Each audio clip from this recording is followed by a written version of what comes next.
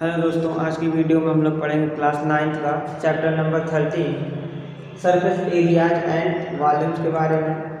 इस चैप्टर में हम लोग डिफरेंट 3D शेप्स का एरिया वॉल्यूम फाइंड करेंगे। दोस्तों देखिए, पहला जो शेप है हमारा वो है क्यूबॉइड। इसको हिंदी में कहते हैं घना। इसका कुछ शेप इस तरीके से होता है। ठीक, जैसे आपका एक रूम है, रूम जो है आपका कमरा वो क्यूबॉइड के शेप में होता है। ठीक, आप देखेंगे इसमें 6 फेस होता है।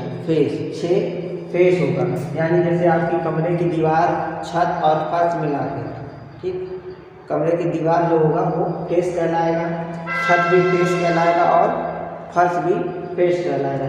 तो यहाँ देखिएगा, यहाँ ये आपका पहला फेस हो गया, जिसको मैं डार्क कर रहा हूँ। ये आपका पहला फेस है। इसके पीछे, ठीक इसी के पीछे ये दूसरा फेस है।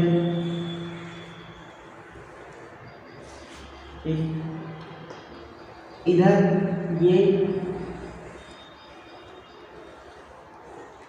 ये आपका तीसरा फेस हो गया। ये चौथा फेस है। ये नीचे पांचवा फेस हो गया और ये ऊपर वाला ये हो गया छठवां फेस। यानी एक क्यूबॉइड में जो फेस होता है वो 6 फेस होता है। नंबर ऑफ फेस कितना होता है? ये होता है 6। फेस कितना हो गया? 6 फेस हो गया। ठीक, देख पा रहे होंगे सारे जो फेस हैं वे एक रेक्टेंगल की शेप में है ना। आपको अलग से बना के दिखाऊं तो आपको एक ऐसा शेप दिख रहा होगा, रेक्टेंगल का शेप दिख रहा होगा। अगर एक फेस का शेप बनाऊं मैं तो एक रेक्टेंगल का शेप दिख रहा होगा इस तरीके से। ठीक, तो आप देखेंगे कि जो क्यूबॉइड है 6 रेक्टेंगल्स को मिला के बंद फिगर होता है। 6 रेक्टेंगल को मिलाकर बनाया गया एक बंद फिगर है, क्लोज फिगर है। देखिएगा, एक सामने वाला, एक इसके पीछे वाला, एक इस साइड वाला, एक इधर वाला, एक ऊपर एक नीचे, यानी 6 रेक्टेंगल्स को मिला के एक क्लोज फिगर बनाया गया। तो हमको क्या मिला? क्यूबॉइड मिला। ठीक, इसलिए इसमें जो कितना फेस हो गया? 6 फेस हो गया। अब कॉर्नर का मतलब ये चीज यहाँ पे, तो कितना कॉर्नर है? 1 2 3 4 5 6 7 8। कॉर्नर कितना हो जाएगा? 8 कॉर्नर हो जाएगा।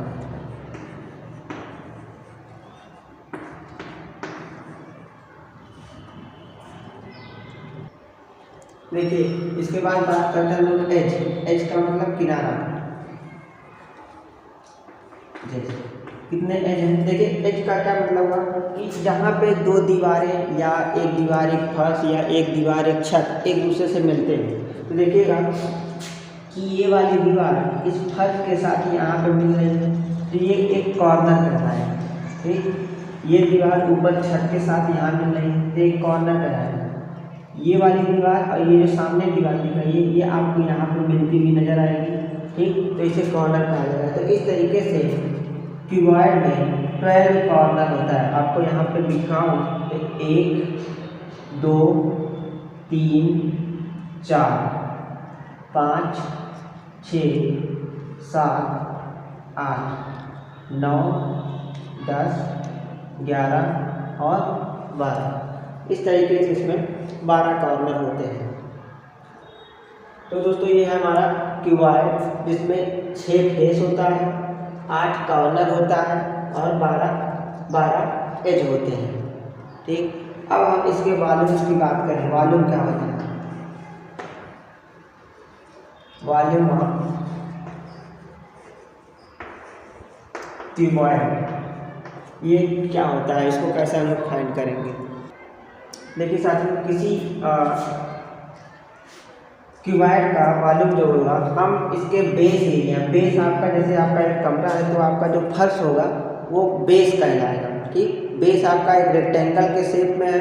ठीक, तो उसका एरिया में अगर हम लोग हाइट से मल्टीप्लाई करा दें, आपके कमरे की जो हाइट है उससे अगर मल्टीप्लाई करा दिया जाए तो हम लोग क्यूबाइड का वॉल्यूम फाइंड कर सकते हैं। तो देखिए ये सपोज कि आपका कमरा है, ठीक, ये कमरे की फर्श है, ये कमरे की फर्श है, इसको जो मैं डाल कर रहा हूँ, ये आपका कमरे का फर्श हो गया, ठीक।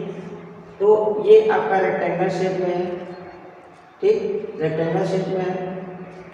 अगर आप इसका एरिया इसके एरिया में जो आपका फर्श है, बेस है, उसके एरिया में इस कमरे की हाइट या क्यूबाइड की हाइट से मल्टीप्लाई करा दें तो आपको वॉल्यूम मिल जाएगा। तो देखिए वॉल्यूम ऑफ क्यूबाइड क्या होता है, base area multiply height, base area multiply height. तो देखिए अगर मैं कहूँ कि इस क्यूबाइड में जो आपका हाइट है वो इस मान h है, हाइट आपका इस मान h है, जो इसकी लेंथ है वो l है और इसकी जो विड्थ है वो है b, वो b है। तो बेस एरिया कितना हो जाएगा, बेस एरिया देखिए बेस आपका रेक्टेंगल शेप में है तो l इंटू डी, लंबाई इंटू चौड़ाई, तो ये हो जाएगा l इंटू बी, यानी लेंथ इंटू ब्रेथ, ठीक। ये आपका बेस एरिया हो गया। अब इसमें अगर हम लोग हाइट से मल्टीप्लाई करते हैं h से, तो ये आपका हो जाएगा वॉल्यूम ऑफ क्यूबाइड। तो यहाँ से जो फार्मूला निकल के आया वो हो गया वॉल्यूम ऑफ क्यूबाइड का, वॉल्यूम ऑफ क्यूबाइड का फार्मूला यहाँ पर निकल के आया l into B into H, volume of cuboid हो गया। और इसका जो यूनिट होता है वो क्यूबिक यूनिट होता है, क्यूबिक यूनिट।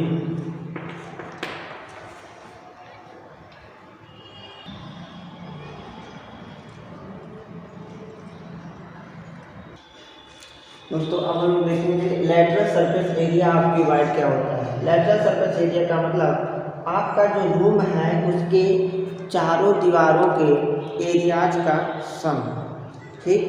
आपका जो रूम है उसके चारों वॉल्स के एरियाज का सम। तो अगर ये आपका रूम है तो एक सामने आपका वॉल होगा, ठीक, एक इसी के जस्ट पीछे वॉल होगा, एक ये साइड वाला वॉल है, एक इसके सामने वाला वॉल है, ठीक। तो जैसे मैं कहूँ ये डिजिटल जो है ये आपका रूम है, ठीक। तो डिजिटल में चार दीवार, एक ये दीवार हो गया, ठीक, इसी के पीछे ये दीवार हो गया, एक इस साइड का दीवार, एक इस साइड का दीवार, तो ये आपका 4 वॉल हो गया, ठीक।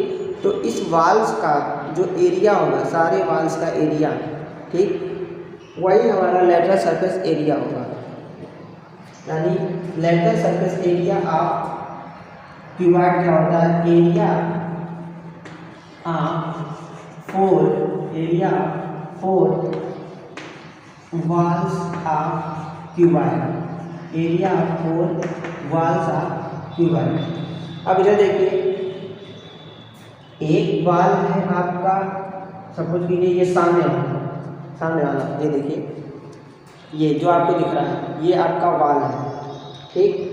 ये यहाँ से यहाँ तक लेंथ है, ये हाइट है और ये देखिए इधर सामने से ये आपका चौड़ाई b है, ठीक। जरा देखिएगा अगर मैं इस सामने वाले जिसको जो मैं डाल कर रहा हूँ इसमें, ये देखिए ये जहाँ मैं अपनी चौक को रखा हूँ, ये आपका सामने वाला वाल है, ठीक। तो इस वाल में ये जो आपका वाल है इसका एरिया कैसे निकलेगा, आपको अभी बताया कि रेक्टेंगुलर वाल है, ठीक। तो रेक्टेंगल का एरिया जो होता है वो लेंथ इंटू विड्थ होता है। तो यहाँ पे लेंथ आपका ये हो जाएगा और ये जो है वो आपका चौड़ाई का काम करेगा। तो ये आपका एरिया जो रहेगा L इंटू एच हो जाएगा, L इंटू एच, ठीक। इसी के पीछे जो दूसरा वाल है ये वाला वाल,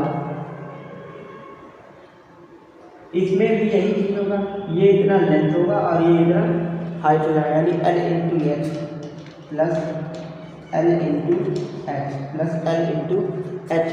अब देखिए अब इधर का ये चीज, ये ठीक। तो इसमें ये बी और एच हो जाएगा, B into H, B into H, ठीक। और यहाँ भी ये जो चीज़ है ये भी बी इंटू एच हो जाएगा, ठीक। यानी यहाँ से आया 2LH प्लस 2BH। अब यहाँ से देखिए आप 2H को कॉमन ले सकते हैं, 2H कॉमन ब्रैकेट के अंदर आया L प्लस बी। तो ये जो आया 2H ब्रैकेट के अंदर L plus B, 2H bracket के अंदर L प्लस बी जो है आपका ये 2H 2H ब्रैकेट के अंदर L प्लस बी जो है आपका ये लेटरल सरफेस एरिया क्यूबाइड है, lateral surface area cuboid. 2H bracket के अंदर L प्लस बी, ये लेटरल सरफेस एरिया क्यूबाइड होता है, ठीक। और इसका यूनिट जो होगा वो होगा स्क्वायर यूनिट, इसकी यूनिट स्क्वायर यूनिट होगी, इसकी यूनिट जो होगी स्क्वायर यूनिट होगी।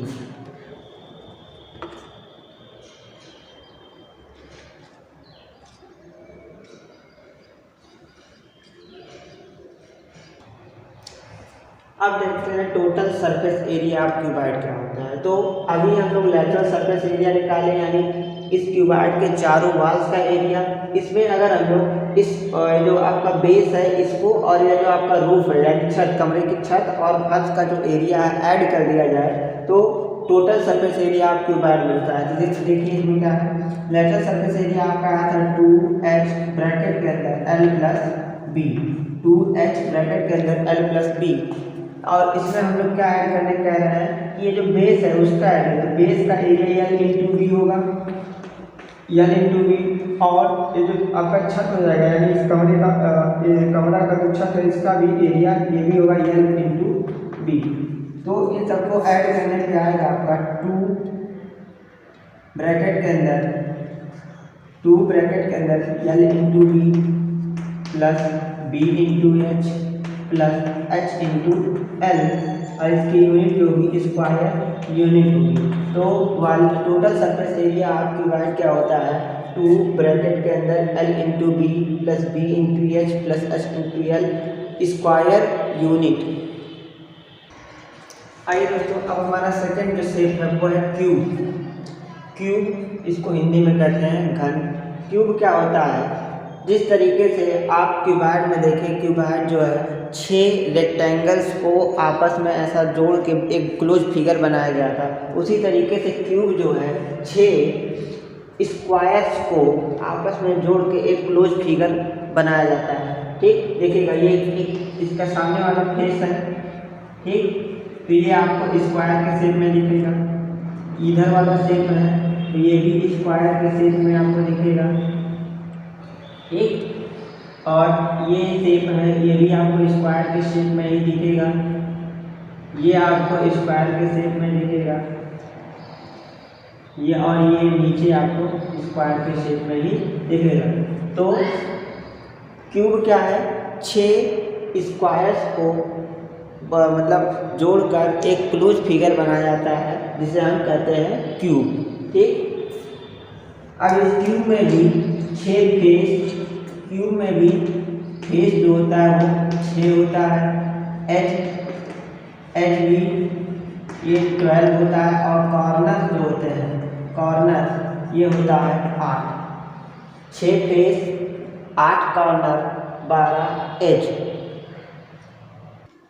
अब देखिए वॉल्यूम ऑफ क्यूब क्या होगा, तो बेस एरिया में हम लोग हाइट से मल्टीप्लाई करा दें तो वॉल्यूम ऑफ क्यूब मिलेगा। यहाँ हम सपोज करके चल रहे हैं, क्योंकि ये एक स्क्वायर है और स्क्वायर में सारी साइड इक्वल होता है, इसलिए इसका लेंथ भी ए होगा, विड्थ भी ए होगा और हाइट भी ए ही होगा, ठीक। तो बेस एरिया में हम लोग हाइट से मल्टीप्लाई करा देंगे तो आपको मिल जाएगा वॉल्यूम ऑफ क्यूब मिलेगा। अब इसका स्क्वायर का एरिया जो होता है वो होता है साइड इंटू साइड यानी ए इंटू ए, और इसमें हाइट यानी ए से मल्टीप्लाई करा दिया जाए तो हमको वॉल्यूम ऑफ क्यूब मिल जाएगा, ये हो जाएगा ए क्यूब, ठीक। और यूनिट जो होगी वो क्यूबिक यूनिट होगी। यूनिट क्यूबिक यूनिट होगी, यानी क्यूब का जो वॉल्यूम होता है वो होता है साइड का क्यूब। साइड यानी साइड यहाँ पर हम लोग ए सपोज किए हैं तो ए का क्यूब हो जाएगा। देखिए लेटरल सरफेस एरिया क्या होगा, जैसे मैंने आपको रेक्टेंगल में बताया कि चारों वॉल्स का जो एरिया होगा वही लेटरल सरफेस एरिया होगा, ठीक उसी तरीके से क्यूब में भी चारों वॉल्स का जो एरिया होगा वो होगा lateral surface area of cube. तो पहले वाल का एरिया आपका ए स्क्वायर प्लस दूसरे वाल का एरिया ए स्क्वायर प्लस तीसरे वाल का square area A square plus चौथे वाल का एरिया ए स्क्वायर, यानी यहाँ से सब मिला 4a स्क्वायर और यूनिट जो होगी वो स्क्वायर यूनिट होगी।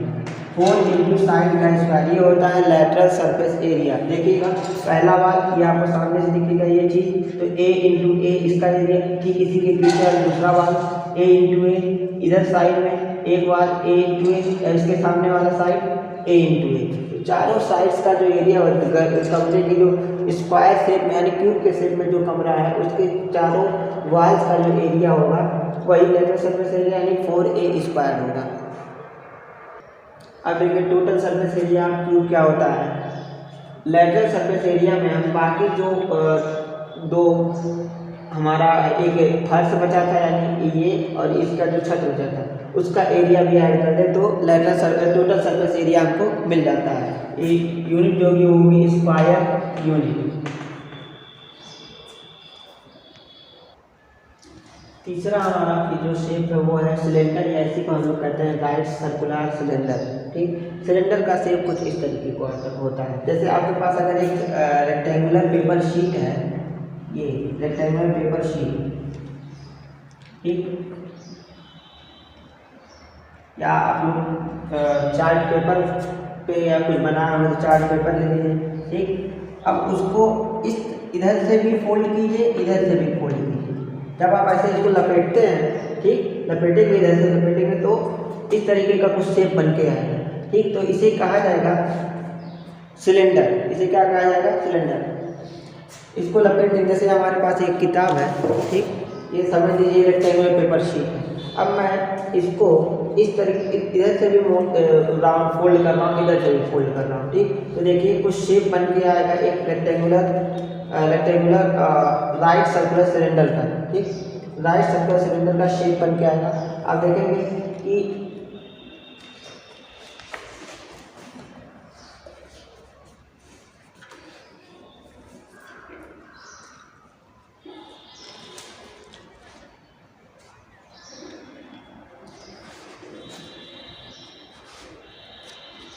हमने इसको मोड़ दिया है तो एक रेक्टेंगुलर राइट सर्कुलर सिलेंडर बन रहा है। ठीक,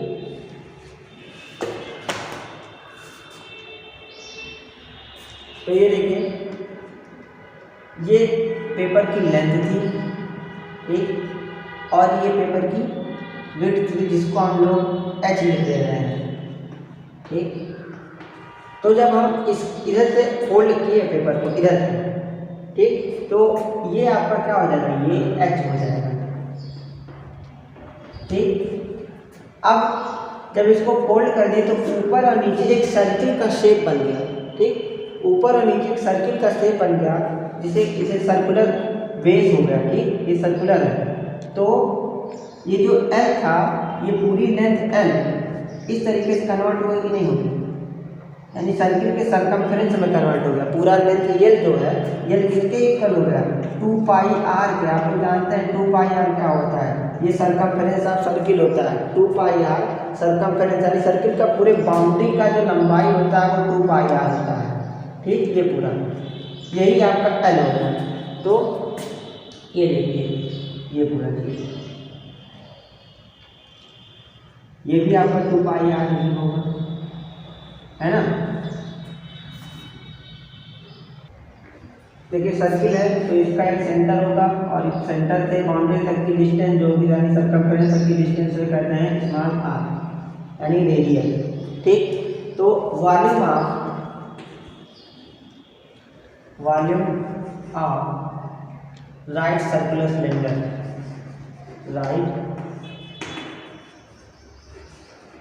सर्कुलर सिलेंडर, ये क्या होता है?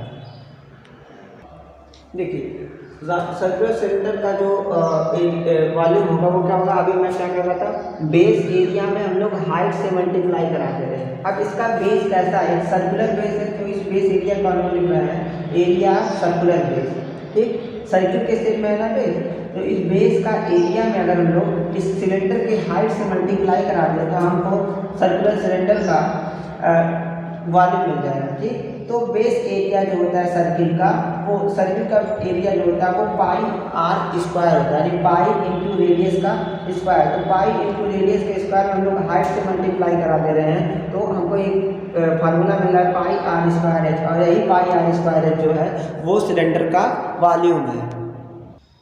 अब देखिए कर्व सरफेस एरिया इसी को कहते हैं, या लैटरल सरफेस एरिया। ये क्या होता है, हम लोग ये जो सर्कुलर बेस है, ये चीज़ सर्कुलर बेस, इसमें इसके पेरीमीटर में हम लोग हाइट से मल्टीप्लाई करा दें तो हमको लैटरल सरफेस एरिया मिल जाएगा। अब ये सर्कुलर बेस का जो पेरीमीटर होता है वो होता है 2 pi into radius, 2 pi into perimeter, या जिसको हम लोग कहते हैं सरकमफ्रेंस ऑफ सर्किल, तो यही है 2 पाई आर। इसमें हाइट से मल्टीप्लाई करा दिए तो फार्मूला आया है 2 पाई आर एच।